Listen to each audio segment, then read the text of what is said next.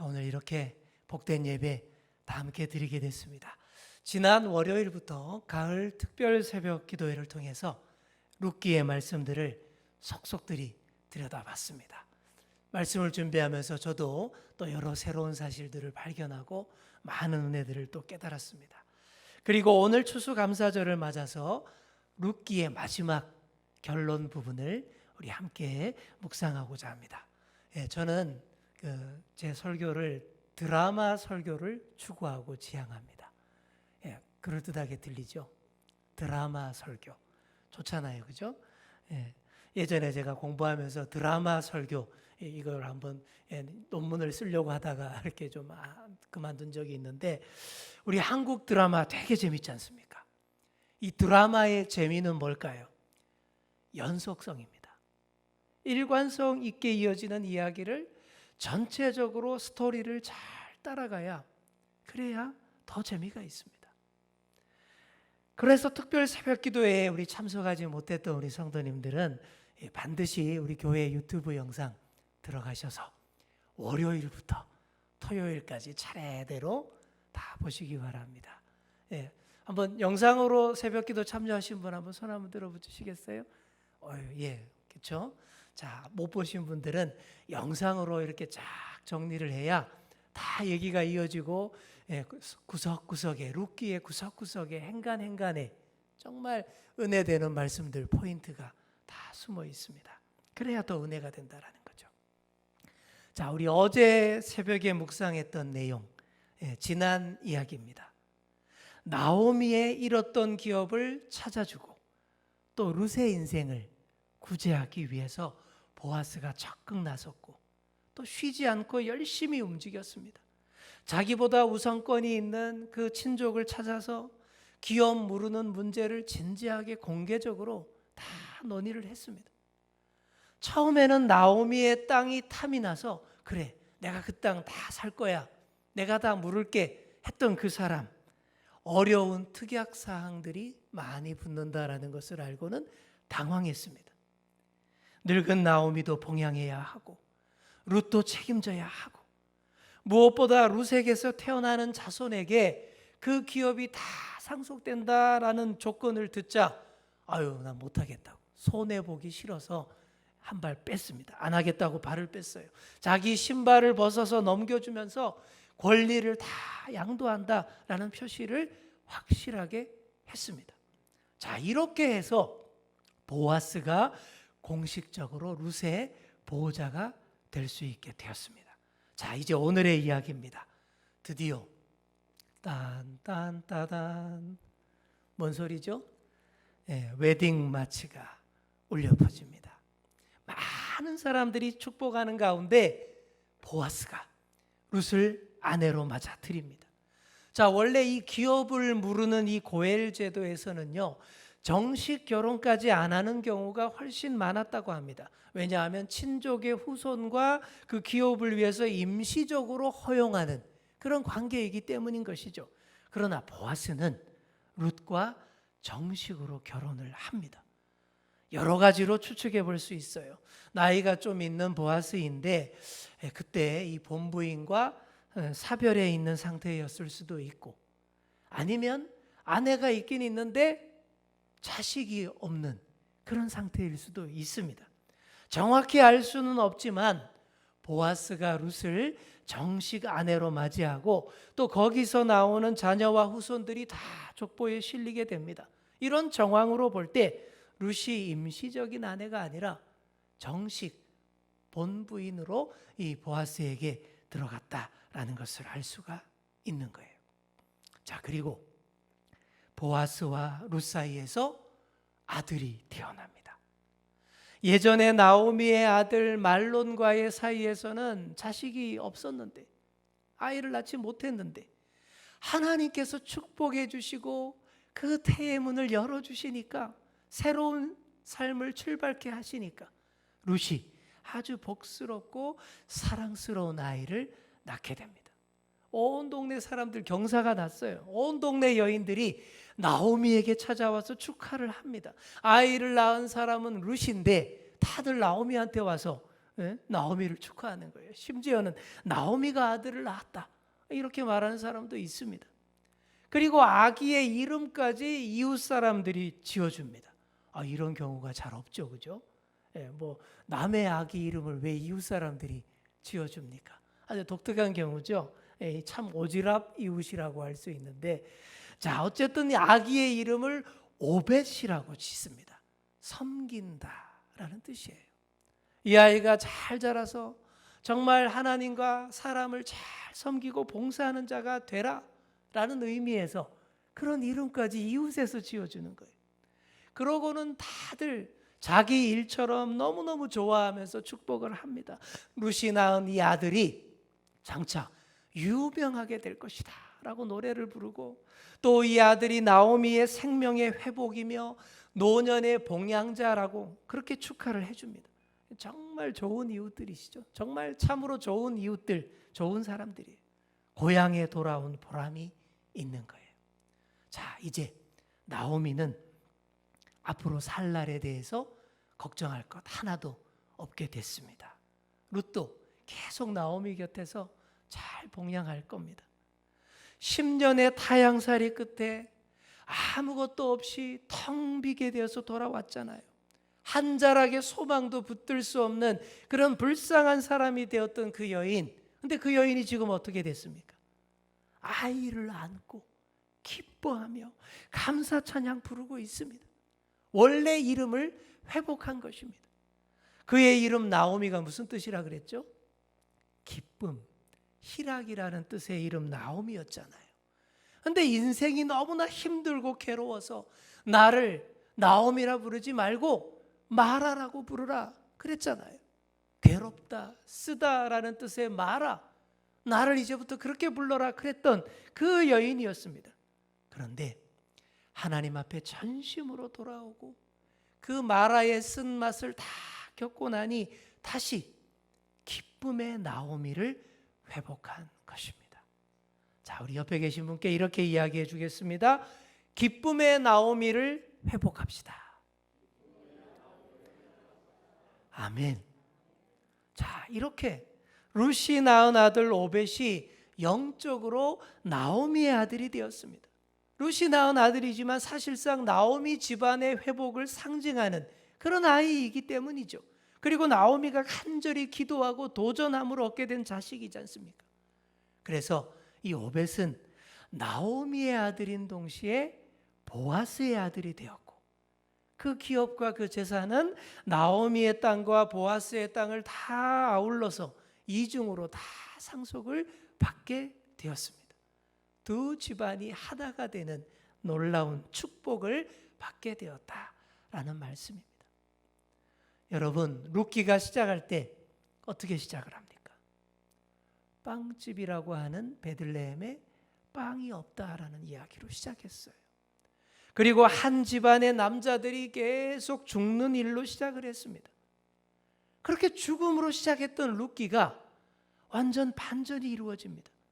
생명이 죽는 것이 아니라 새 생명이 태어나는 이야기로 바뀌었다라는 그런 얘기입니다.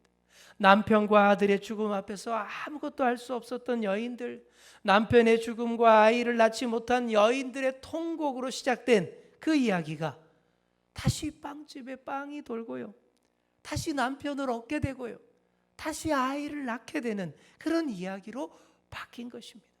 여러분, 이야말로 회복의 역사, 회복의 이야기 아닙니까?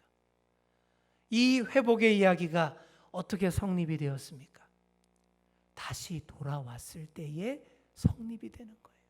떠나갔다가 다시 돌아온 데서 이루어졌습니다. 어떻게든 하나님 앞에서 바르게 살고 잘 살아보려고 다시 베들레헴으로 돌아왔어요. 그랬더니 정말 간절하게 생명의 양식을 찾아왔더니 과연 구원과 회복의 만남의 역사가 일어나고 은혜가 이루어지더라라는 것입니다. 오늘 찬양대가 생명의 양식 찬양했잖아요. 생명의 양식이 누굽니까? 예수 그리스도입니다. 바로 이분을 상징하는 그 놀라운 역사, 생명의 떡을 상징하는 예수 그리스도의 그림자라고 할 수 있는 보아스를 만난 것이 인생의 해결인 줄 믿습니다. 그래서 귀인이라고 하는 거예요. 귀인이라는 말 좋은 말이에요. 보아스라는 귀인을 만난 데서 인생의 문제가 풀렸어요. 다 해결이 됐습니다. 그러니 우리가 이 보아스라는 이름을 다시 한번 더 깊이 새겨보아야 합니다. 자, 지난 새벽에도 말씀드렸지만 성경에서 다른 이름들은 동명이인이 그렇게 많아요. 성경에 보시면 같은 이름들이 그렇게 많아요. 특히 구약에 많습니다. 그런데 보아스라는 이름은요, 딱 이 사람 한 사람밖에 없어요. 룻기에 나오는 이 보아스밖에 없어요. 그에게 능력이 있다라는 좋은 뜻의 이름이잖아요. 그런데 왜 이 좋은 이름을 유대인들이 자녀들에게 그 이름을 안 붙여줄까요? 좋은 이름이면 다 붙여주잖아요. 똑같은 이름 많아지잖아요. 그런데 보아스는 안 지었습니다.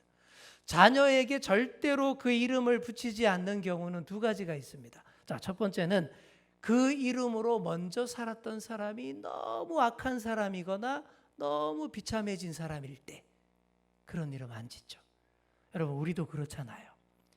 자녀 이름에 새로 아들이 태어났는데 김일성, 이완용 이렇게 짓는 부모 없잖아요. 정말 이쁜 아이가 태어났는데 박사망, 최저주 이렇게 이름 누가 짓습니까? 안 짓죠. 바로 그런 거예요. 자, 두 번째, 반대의 경우입니다. 그 이름이 너무너무 귀하고 높은 이름, 신성한 이름이라서 감히 함부로 붙일 수 없는 이름일 때 그 이름을 붙이지 못합니다. 자, 이 두 가지를 종합해서 우리 예수님의 이름을 생각해 보겠습니다. 우리 사랑하는 우리 예수님, 그 이름. 예수님 이전까지만 해도 유대인들이 새로 태어나는 자녀들에게, 아들에게 예수라는 이름을 너무너무 많이 붙였어요.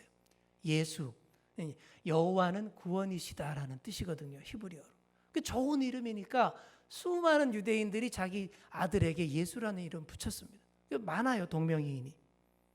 그런데 주후 2세기가 되면서 유대인들이 아무도 자녀에게 그 이름을 붙이지 않게 됐습니다. 왜 그래 됐을까요? 십자가 사건과 부활 사건을 지나면서 그 이름이 정통 유대인들에게는 수치스럽게 십자가에서 비참하게 죽은 이단의 괴수의 이름이 된 거예요. 그러니 정통 유대인들은 예수라는 이름을 그래서 안 붙이는 거예요. 반대로 우리 그리스도인들은 어떻습니까? 너무너무 귀하고 소중한 하나님의 아들의 이름 아닙니까? 그러니 함부로 그 이름을 자녀에게 붙일 수 없었다라는 것이죠. 자, 그렇다면 보아스라는 이름은 어떻게 된 것일까요? 이 보아스라는 이름이요, 다른 사람 이름에게는 붙이지 않게 되지만 대신에 얼마 지나지 않아서 성전 기둥의 이름으로 사용이 됩니다. 열왕기서와 역대하서를 보시면 다윗의 아들 솔로몬이 하나님의 성전을 잘 지은 다음에 성전 문 앞에 기둥 두 개를 딱 세우게 되죠. 그리고 그 기둥 중 하나의 이름에다가 보아스라는 이름을 붙였습니다. 솔로몬이 7년에 걸쳐서 예루살렘 성전을 정말 멋있게 아름답게 지었어요. 그리고는 또 그 성전을 지키는 상징으로 기둥 두 개를 좌편 우편에 세웠는데 우편의 기둥의 이름은 야긴이라고 했고 좌편의 성전 기둥 이름을 보아스라고 이름을 붙였던 것입니다. 자, 야긴이라는 말은요, 이런 뜻입니다. 그가 세우신다. 한번 따라해 볼까요? 그가 세우신다. 이게 야긴이에요. 오른쪽 기둥. 자, 왼쪽 기둥 보아스는 무슨 뜻이라 그랬죠? 그에게 능력이 있다. 그런 뜻입니다. 자, 이 기둥들은 성전을 다 지은 후에 솔로몬의 신앙 고백, 기도문과 같은 그런 내용입니다. 그래서 기도문으로 이 두 기둥의 이름을 풀어본다면 이렇게 됩니다. 야긴, 하나님께서 이 성전을 세우셨습니다. 보아스, 하나님에게 능력이 있으니 당신의 능력으로 이 성전을 지켜주옵소서. 바로 이런 기도의 마음이 담긴 그런 기둥들이었다라는 것이죠. 솔로몬이 자기 조상 보아스의 이름을 몰랐을 리 없잖아요. 얼마 안 된 조상인데 그것도. 그런데 솔로몬은 그 이름을 그냥 훌륭했던 자기 조상 한 사람의 이름만으로 그렇게 생각하지 않았습니다. 더 깊은 뜻을 담아서 그 이름을 자신이 건축한 성전의 기둥에다가 새겨 넣은 것입니다. 성전을 지킬 능력의 하나님, 구원자를 부르고 찾는 이름으로 삼은 것입니다. 보아스라는 이름이 이렇게 거룩한 성전 기둥에 들어간 이름이라서 그래서 일반 사람들의 이름으로 할 수 없지 않았나, 그런 추측들을 하고 있는 것이죠. 신약 시대로 넘어왔습니다. 신약 시대의 성전을 교회라고 생각하시면 됩니다. 우리의 교회, 우리 주연교회 성전이에요. 그리고 예수님을 믿는 우리가 다 걸어다니는 성전입니다. 개념이 그렇게 바뀌었어요. 그렇다면 이 성전된 우리 앞에 야긴과 보아스가 든든히 세워져 있어야 합니다. 주님이 세워주시고 주님의 능력이 늘 임해야 한다라는 말씀인 것이죠. 사랑하는 성도 여러분, 이런 성전 기둥 보아스가 우리 주연교회 앞에 늘 든든히 서 있기를 소망합니다. 정말 주의 능력으로 주님이 세우신 그 성전, 주의 능력이 그에게 있다, 보기만 해도 가슴이 설레고 든든하고 그래야 되지 않겠습니까? 그 성전 기둥이 우리 주연교회 앞에 든든히 세워져 있고, 또한 우리 모든 교우들 앞에, 성전된 우리 모든 교우들 앞에 그 마음속에 이 야긴과 보아스가 든든히 자리 잡아서 버텨주시기를 간절히 축원합니다. 그래서 주의 능력으로 지켜지고 더 세워지는 우리의 성전, 그 성전의 기둥의 이름 보아스, 여러분 꼭 기억하시기를 소망합니다. 자, 루시 이런 큰 이름의 보아스를 딱 붙들었습니다. 그 덕분에 구원 역사의 족보가 아주 이채로워졌습니다. 우리 18절부터 나오는 족보를 보시기 바랍니다.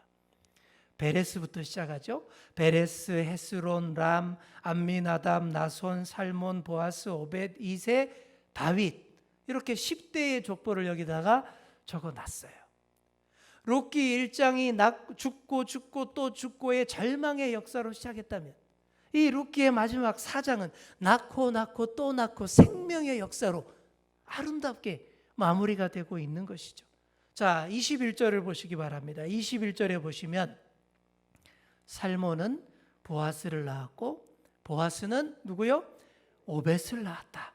자, 여기 보시면 여기 나오는 살몬이 나오죠. 살몬은 여리고의 기생이었던 라합의 남편입니다. 여리고성을 정탐했던 두 정탐꾼 중에 한 사람이 살몬이다라고 학자들이 많이 추정을 합니다.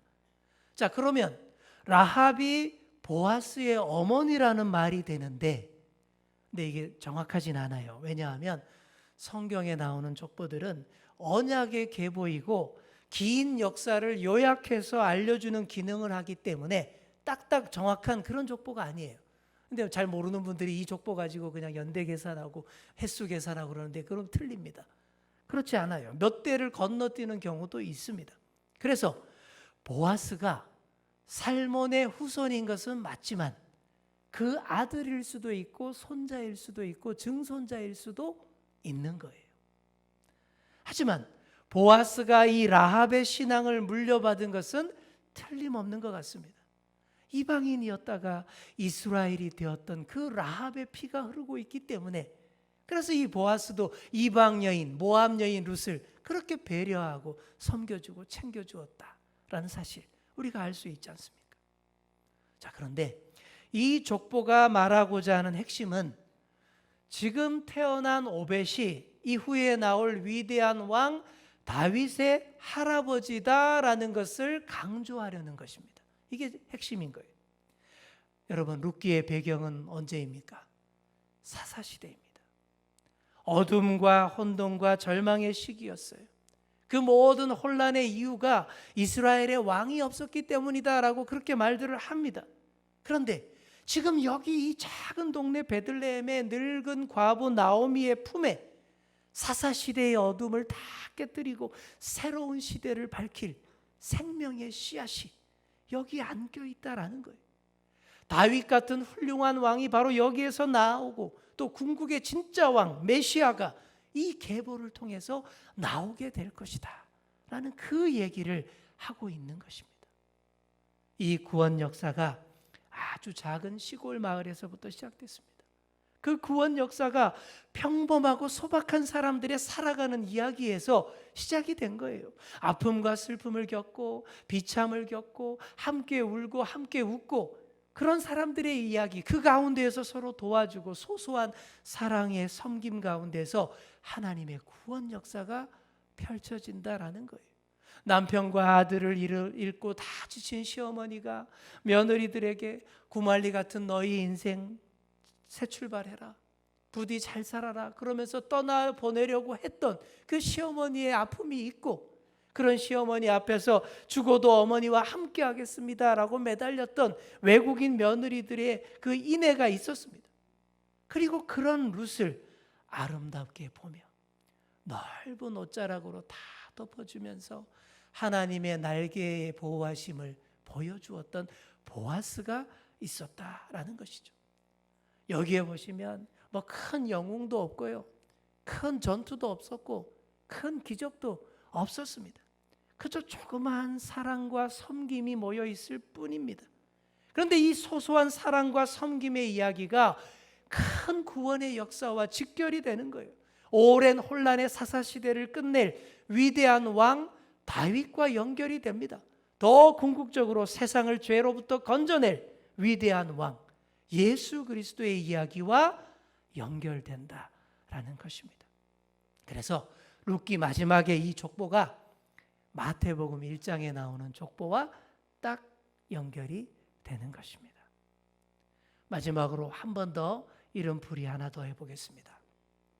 보아스와 룻이 낳은 아들 이름이 뭐라 그랬죠? 오벳. 근데 이 오벳은 무슨 뜻이라 그랬습니까? 섬긴다라는 그 뜻이라 그랬죠. 섬기는 자를 종이라고 합니다. 그래서 종을 히브리어로 에베드라고 합니다. 오벳, 에베드, 섬기는 자. 여러분, 이 이름에서 또 하나의 그림자가 느껴지지 않습니까?